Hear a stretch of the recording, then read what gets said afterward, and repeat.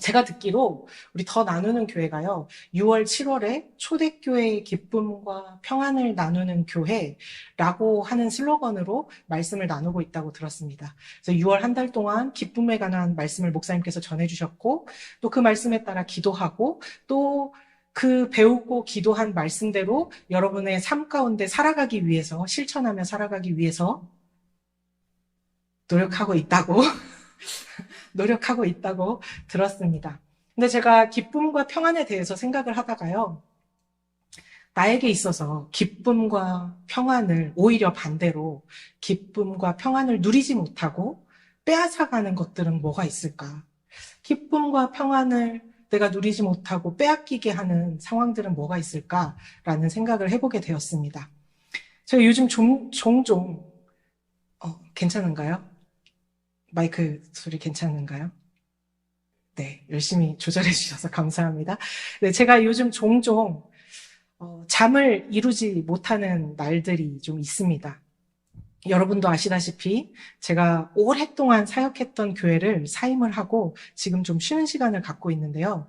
제가 분명히 사임을 할 때는 고민이 많았고 기도했고, 나에게 분명 쉬는 시간이 필요하고 하나님과의 관계를 좀 재정비하고 하나님과의 관계를 좀 새롭게 하는, 재정비하는 시간이 필요하다라는 생각이 있어서 사임을 했는데, 너무 아이러니하게도 사임을 하자마자 바로 그 다음 주부터 굉장히 불안해지기 시작했습니다.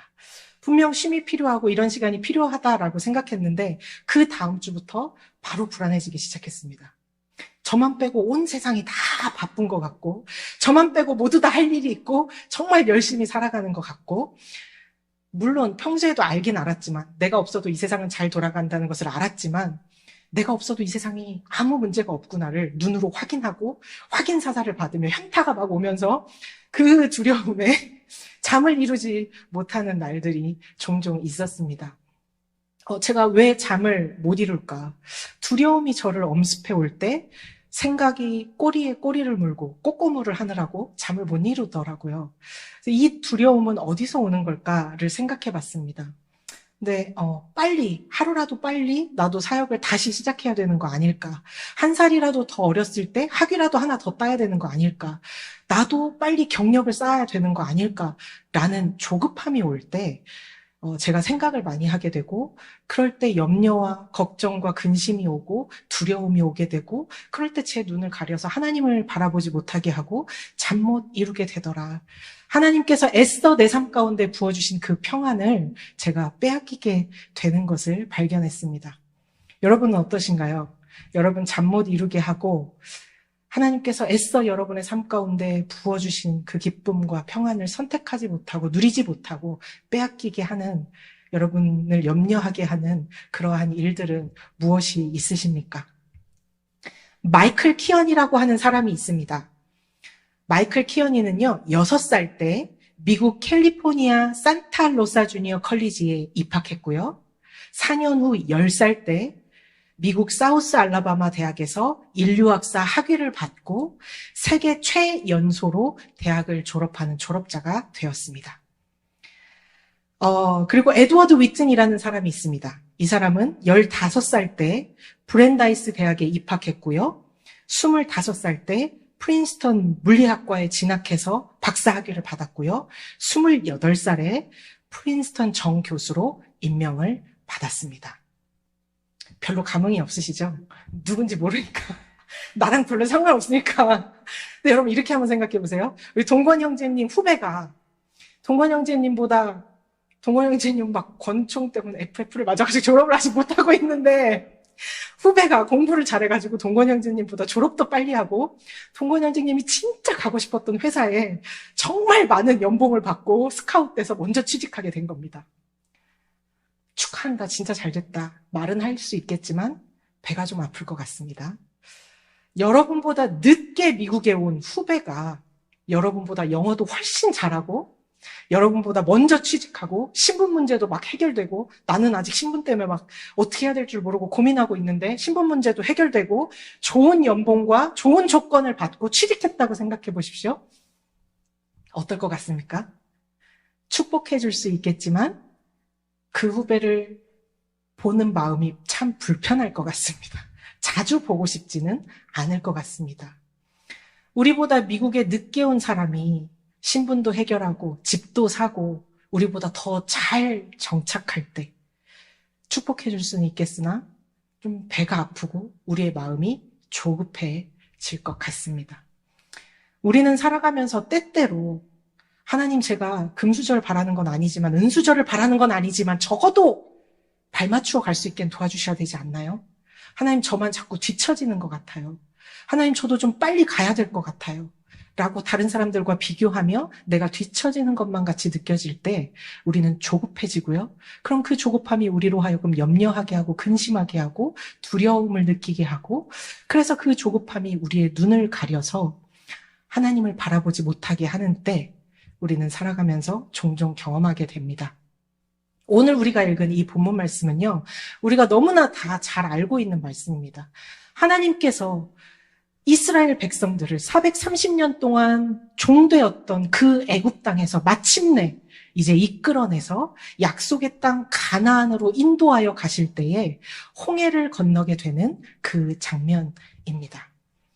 자, 이스라엘 백성들이 마침내 이제 애굽에서 출애굽을 하게 되었습니다. 그럼 이들에게 지금 가장 필요한 게 무엇일까요? 지름길입니다. 하루라도 빨리, 조금이라도 더 멀리 애굽에서 멀어져야 하기 때문에 그렇습니다. 왜냐하면 바로의 마음이, 애굽 왕의 마음이 언제 바뀌어서 추격해 올지 모르기 때문에 그래 너희 가라 라고 했지만 지금 430년 동안 종되었던 그 땅에서 나온 이스라엘 백성들에게 가장 필요한 것은 하루라도 빨리 더 멀리 애굽 땅에서 멀어지는 것, 하루라도 빨리 하나님께서 약속하신 그 가나안 땅에 빨리 들어가는 것, 도망가는 것. 그렇기에 그들에게 필요한 것은 지름길, 하루라도 더 빨리 가는 지름길입니다. 애굽에서 가나안 접경까지 가장 빠른 길은 동쪽 길이었습니다. 애굽에서 가나안 접경까지는 200마일, 250마일 정도가 되는데요. 출애굽한 이스라엘 백성들이 장정만 60만 명이었고요. 아이들과 노인들 다 합하면 200만 명이 되는 아주 거대한 군단이었다라는 것을 감안할 때도 200마일, 250마일이라면 그 지름길로 갔다면, 가장 빠른 동쪽 길로 갔다면 짧으면 2주 아니면 한 달이면 갈 수 있는 거리였습니다.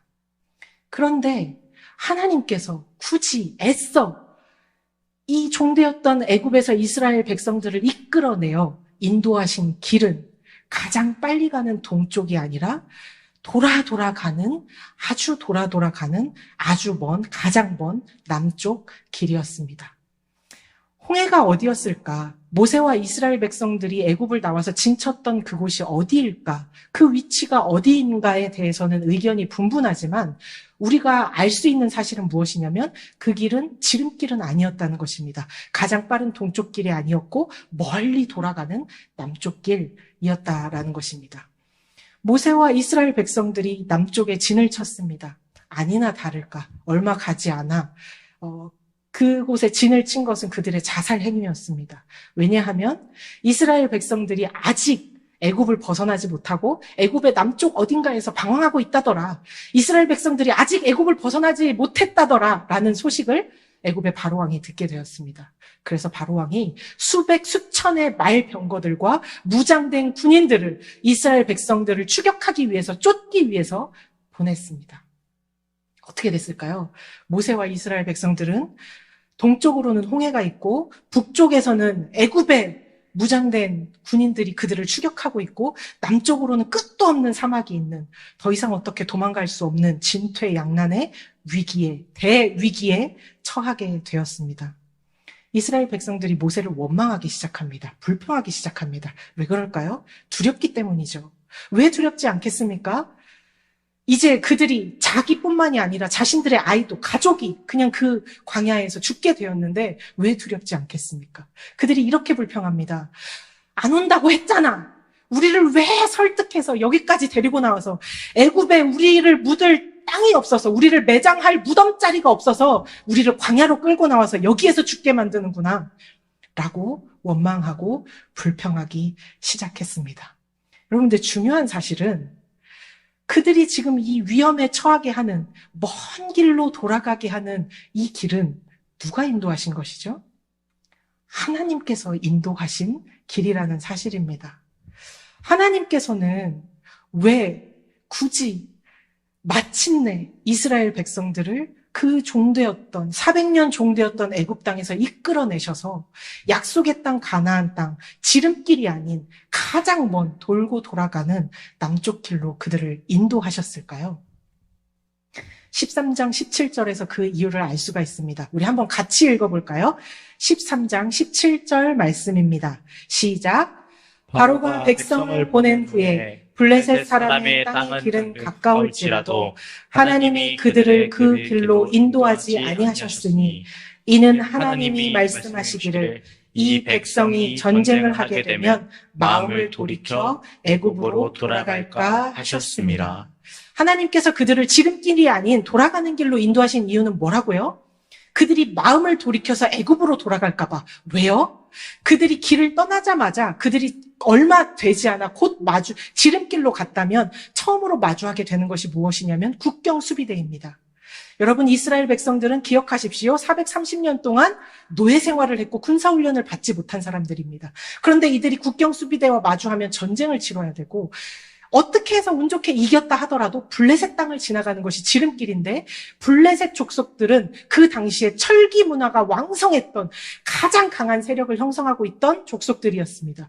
블레셋 족속과 전쟁을 치러야 했고 어떻게 해서 그걸 이겼다 하더라도 약속의 땅 가나안 땅에 들어가면 그곳에 이미 정착하고 있는 족속들과 끊임없이 전쟁을 치러야만 하는 상황이었습니다. 그런데 그들이 그 전쟁 가운데 두려워서 마음을 돌이켜서 애굽으로 돌아갈까 봐 하나님께서 지름길로 인도하지 않으시고 그들을 멀리 돌아가는 남쪽 길로 인도하셨다라고 17절은 설명하고 있습니다. 여러분, 그러면 하나님께서 광야에서 이스라엘 백성들이 약속의 땅 가나안 땅에 들어갈 때까지 광야에 얼마 동안 있었죠? 한 달이면 갈 길을 그죠, 40년 동안 돌고 돌게 하셨죠. 40년 동안 하나님이 이스라엘 백성들에게 훈련시키신 것은 무엇일까요? 전쟁 때문에 두려워서 도망갈까봐 먼 길로 인도하셨다라고 17절이 설명하고 있잖아요. 그럼 하나님은 이들을 어떤 훈련을 시키셨을까요? 강한 군사로 훈련시키셨겠죠. 그래서 이들이 마침내 가나안 땅에 들어갈 때 하나님, 저희 그동안 40년 동안 정말 강한 군사로 훈련이 잘 되었습니다. 하나님 가만히 지켜보세요. 저희들 아주 기가 막힌 전술로 어떤 족속을 만나도 우리는 싸워서 이길 수 있습니다. 이렇게 강한 군사로 훈련시키셨어야 하잖아요. 하지만 이스라엘 백성들은 광야 40년 동안 군사훈련을 받지 않았습니다. 그러면 하나님께서 광야 40년 동안 이스라엘 백성들을 훈련시키신 게 무엇일까요? 무엇을 훈련시키신 걸까요? 수많은 전쟁을 치렀지만, 승리를 했지만 그것은 그들이 군사훈련을 받고 강한 군사가 되었기 때문이 아니었습니다. 그들의 강한 용사가 되어주시는 하나님께서 그들을 위해서 싸워주셨기 때문입니다.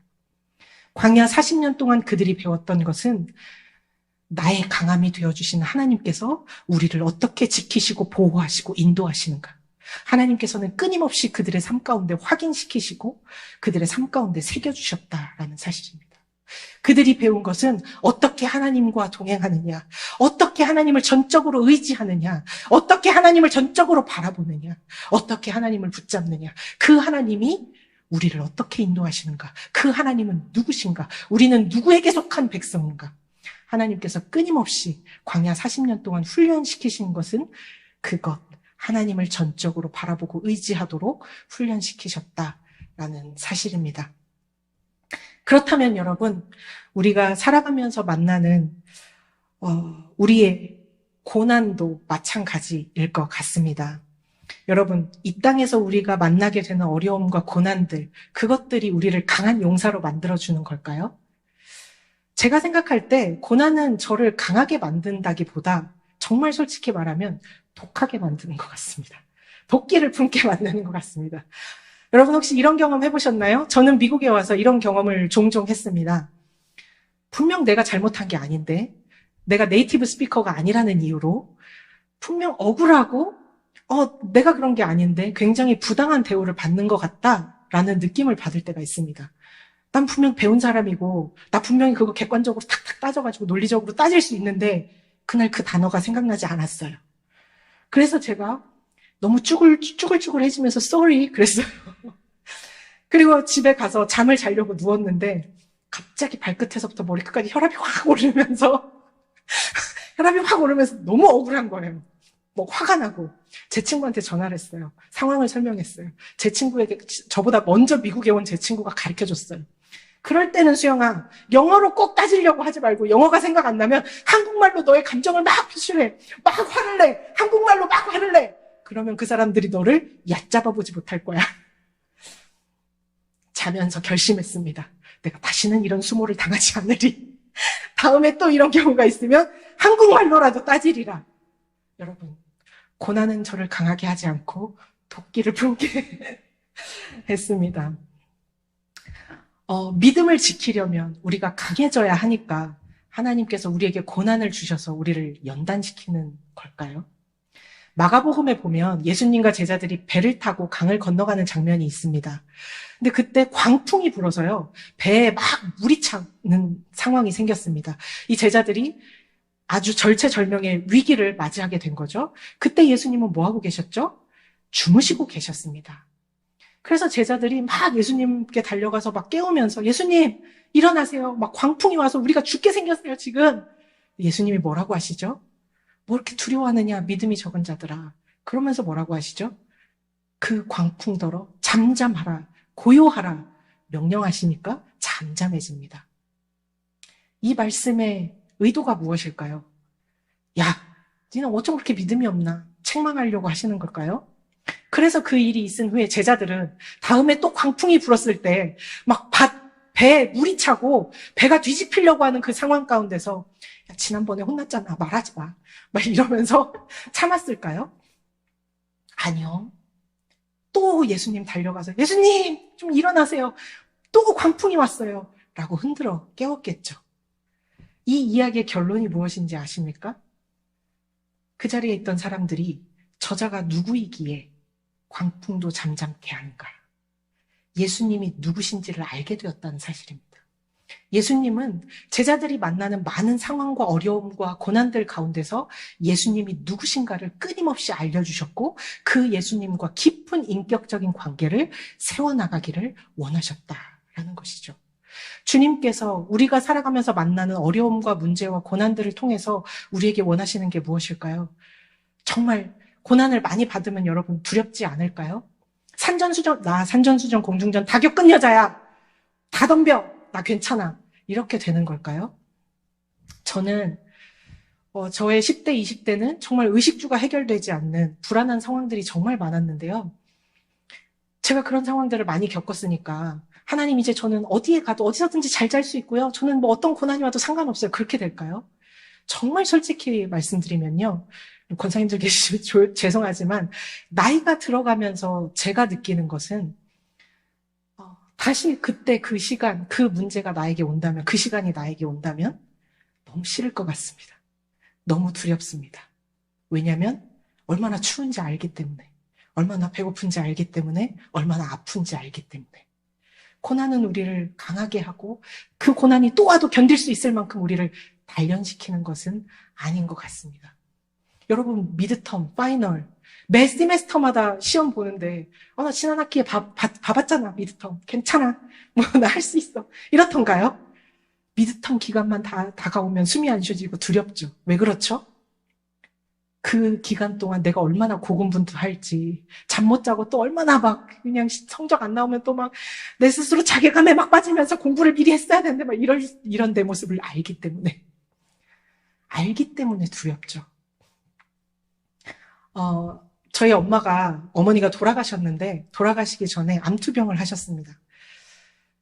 수술이 잘 되었고 이제 암이 재발하지 않도록 정기적으로 검사를 했어야 되는데요. 전 지금도 잊을 수 없는 것이 검사를 하는 그 한 달 전부터 검사하는 생각만 하면 정말로 엄마가 뭐 그냥 일상생활을 사시다가도 그 자리에 주저앉으시고 온몸을 사시나무 떨듯이 떠셨습니다. 아니 검사 한두 번 하는 것도 아닌데 왜 저렇게 떠실까? 왜냐하면 얼마나 아픈지 알기 때문에, 얼마나 고통스러운지 알기 때문에, 그렇기 때문에 더 두려운 거죠.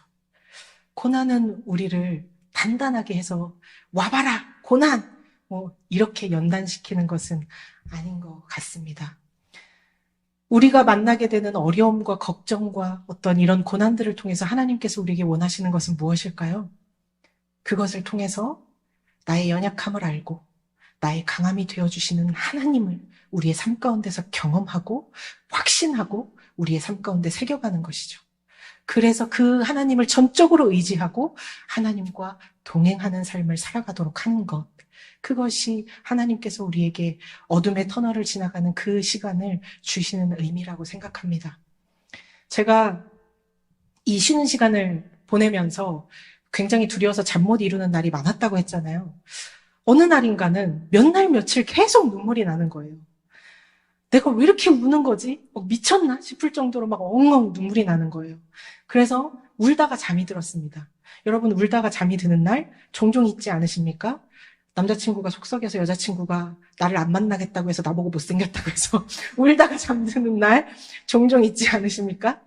그런데 그것까지는 이해가 됐는데 제가 저에게 스스로 굉장히 놀랐던 거는 아침에 눈을 떴는데 눈을 뜨자마자 또 막 여기서 막 꺼이꺼이 하면서 눈물이 막 나는 거예요. 그러면서 제 스스로도 미쳤나 보다.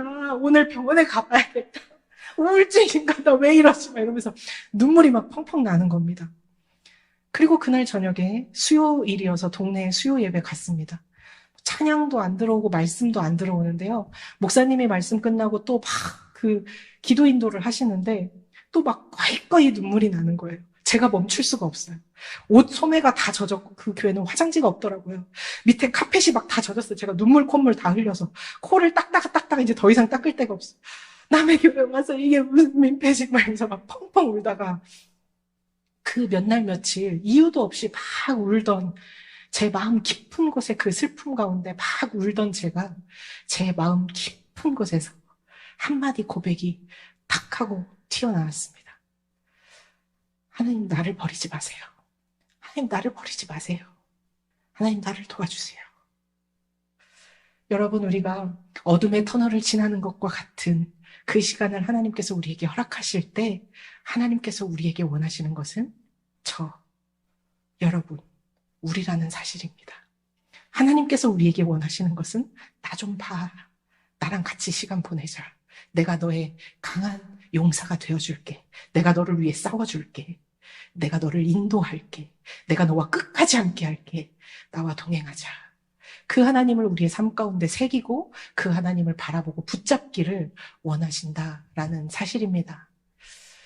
여러분, 어떤 삶의 염려들이 여러분으로 하여금 조급하게 만들고 하나님을 바라보지 못하게 만드나요?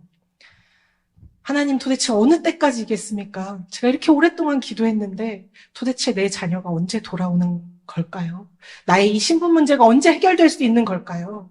하나님, 도대체 어느 때 나의 취업, 내가 이렇게 오랫동안 기도하고 있는 것 도대체 어느 때 하나님, 제발 좀 지름길로 갔으면 좋겠는데 왜 이렇게 저는 돌아 느리게만 가게 되는 걸까요? 답답할 때 여러분, 사랑하는 여러분, 그 길이 돌아가는 길이라 할지라도 그 길이 하나님을 알아가고 나의 강함 되시는 그 하나님을 내 삶 가운데서 확인하고 확신하고 내 삶 가운데 새기는 길이라고 한다면 그 길이 생명의 길인 줄 믿습니다. 아니, 생명의 길이라고 생각하고 우리가 선포할 수 있었으면 좋겠습니다. 제가 오늘 이 14장 본문 말씀을 선택한 이유는요, 사실 27절, 28절 말씀이 제 마음에 굉장히 새롭게 다가왔기 때문입니다. 우리 27절, 28절 말씀 우리 한번 함께 읽어볼까요? 시작.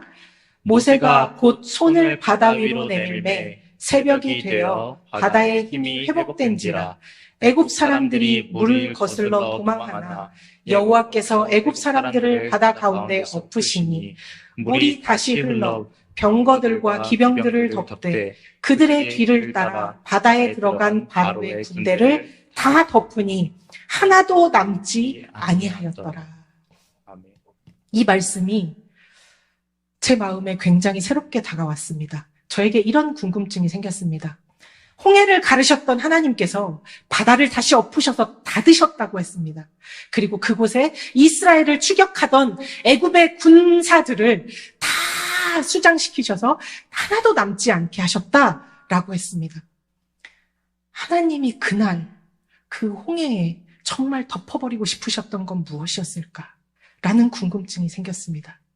나를 조롱하던 친구들, 너 예수 믿더니 그거밖에 안 되냐? 하나님, 저 친구 제발 혼내주세요. 나에게 수치심을 주었던, 나를 억울하게 했던 그 사람들. 하나님께서 심판하셔서 본때를 보여주세요. 다 수장시켜주세요. 다 덮어버려주세요. 하나님이 원하신 게 그것일까? 하나님께서 그날 홍해에 정말 다 덮어버리고 싶으셨던 것은 무엇일까? 라는 생각을 해보게 되었습니다.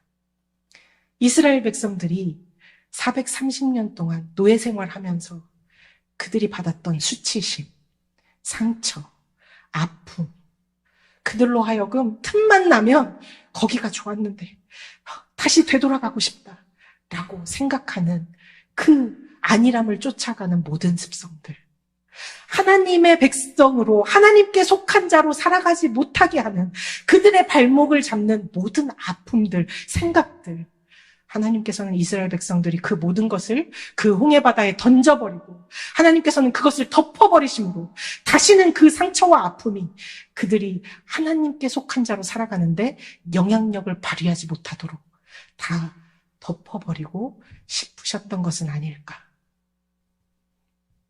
여러분, 하나님께 속한 자로 여러분이 살아가고자 하나 하나님께서 보여주시는 그 소망을 따라 그 스텝을 내딛고자 하나 항상 여러분의 발목을 붙잡는 여러분의 상처와 아픔과 트라우마와 죄책감과 실패감과 자꾸만 뒤를 돌아보게 하는, 과거를 돌아보게 하는 여러분의 아픔들은 무엇이 있습니까?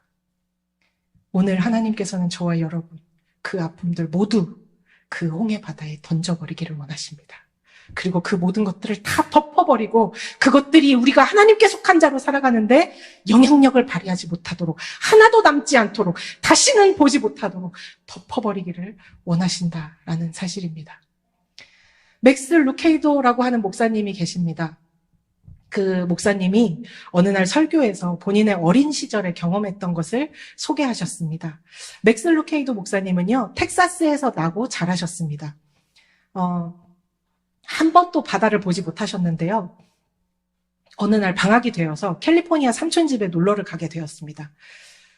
삼촌이 바다를 한 번도 보지 못한 조카를 생각해서 조카를 데리고 산타모니카 해변에 데리고 갔습니다. 이 맥스 목사님이요, 어린 맥스가 태어나서 처음으로 바다를 보는 날이었습니다. 이 목사님께서 그날을 회상하시는데요, 너무너무 신기했다고 합니다. 마치 파도가 막 밀려오는데 파도가 목사님한테 막 말을 걸고 막 나한테 밀려오는 것만 같이 느껴져서 너무 신기해서 삼촌, 파도가 자꾸 저한테 밀려와요 라고 말을 했습니다. 삼촌이 얘기합니다. 맥스야, 저 파도는 오늘 밤에도 밀려올 거야. 어린 맥스가 얘기합니다. 에이 삼촌, 내가 바다 처음 보는 거라고 나 놀리는 거죠. 그러시면 안 돼요. 그러자 삼촌이 또 얘기합니다. 맥스야, 저 파도는 1000년 전에도 이렇게 몰려왔단다. 어린 맥스의 눈이 동그래졌습니다. 삼촌이 얘기합니다. 그리고 이 파도는 1000년 후에도 밀려올 거다. 이 목사님이 그 어린 시절을 회상하시면서 성도들에게 이렇게 말씀하셨습니다.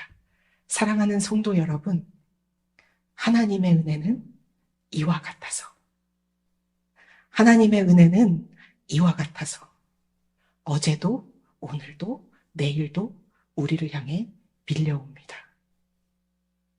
사랑하는 여러분, 오늘의 수치심도, 오늘의 실패감도, 나만 뒤처지는 것 같은 두려움도, 나의 상처와 아픔과 내가 하나님께 속한 자로 하나님께서 주시는 소망을 바라보며 나가려고 할 때 자꾸만 내 발목을 붙잡는 과거의 나의 그 어떤 것도 어제도 오늘도 내일도 1000년 후에도 밀려오는 그 하나님의 은혜의 강물에 우리가 던져버릴 수 있기를 원합니다.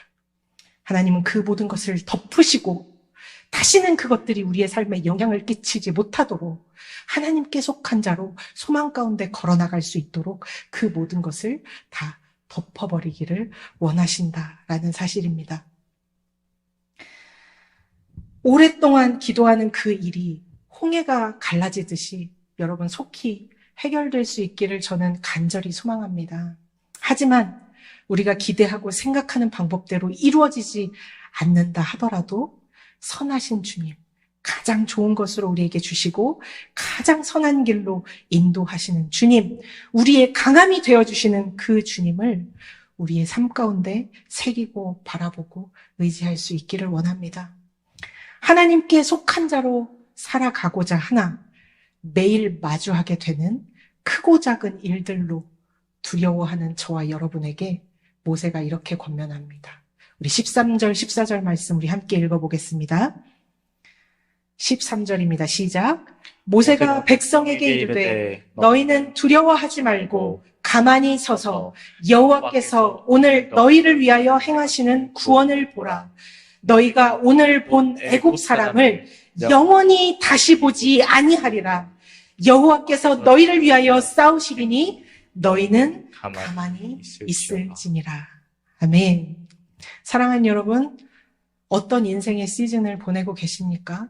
우리 권사님들, 청년들, 우리 각자의 우리가 맞이하는 인생의 시즌이 다릅니다. 쓴맛을 지나가고 계신 분도 계시고 단맛을 지나가고 계시는 분도 계시고 씁쓸한 맛을 지나가고 계시는 분들도 계십니다. 우리 기억하기 원합니다. 하나님께서 그 시간들을 통해서 우리에게 원하시는 것은 나의 강함이 되어주시는 그 하나님, 그 하나님께서 우리를 어떻게 지키시고 보호하시고 인도하시는가, 그 하나님을 우리의 삶 가운데 새기며 그 하나님을 전적으로 의지하고 하나님과 인격적인 더 깊은 관계를 세워나가며 하나님을 온전히 바라보고 동행하도록 하나님께서 우리의 삶 가운데 이 시간들을 허락하셨다라는 사실을 기억하고, 내 길이 좀 돌아가는 것 같고 내 친구들보다 내가 자꾸 늦는 것 같고 우리 가정 형편이 좋지 않아서 내가 자꾸 뒤처지는 것만 같아서 조급하고 불안하고 내 삶이 참 초라하고 서글프게 느껴질 때 우리 기억할 수 있기를 원합니다. 그것이 돌아가는 길이라 할지라도 하나님께서 인도하신 길이라면, 하나님을 더 깊이 알아가고 내 삶 가운데 새기는 길이라고 한다면 그것이 생명의 길이다.